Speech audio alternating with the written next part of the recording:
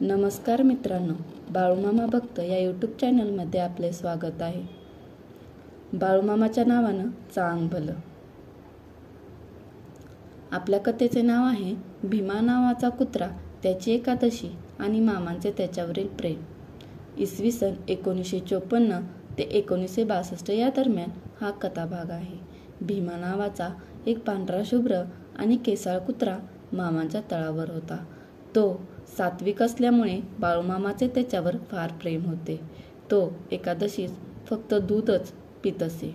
एकादशीस कन्या व दूध जरी त्याच्या पुढे मिसळून ठेवल्यास तो त्याकडे डुंकूनही पाहत नसे.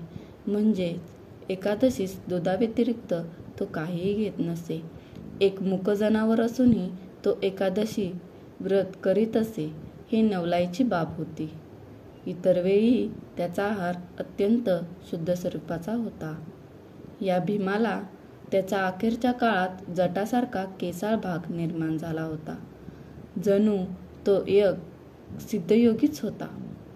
याला ओरनाळचा दादू गवळी पुड्यात दूध घालीत असे.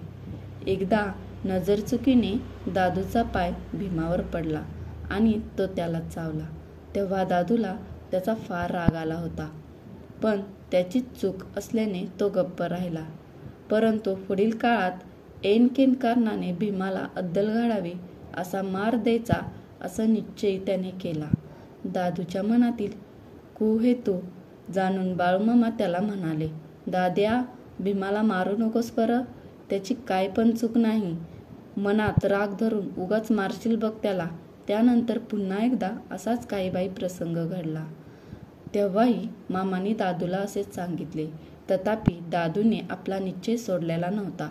तो भीमाला मारणारच आहे हे मामाने ओळखले.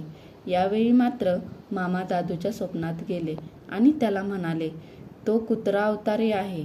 त्याला मारल्यास तुझी मोठी चूक होईल बघ. त्याचे वाईट परिणाम तुला भोगावे लागतील. अशा स्वरूपाच्या दृष्टांतानंतर मात्र दादूची वृत्ती बदलली. त्याचं भीमावरील संताप मावळला आणि भीमाला मारण्याचा बेत त्याने रहित केला. बोला बाळूमामाच्या नावानं चांग भलं.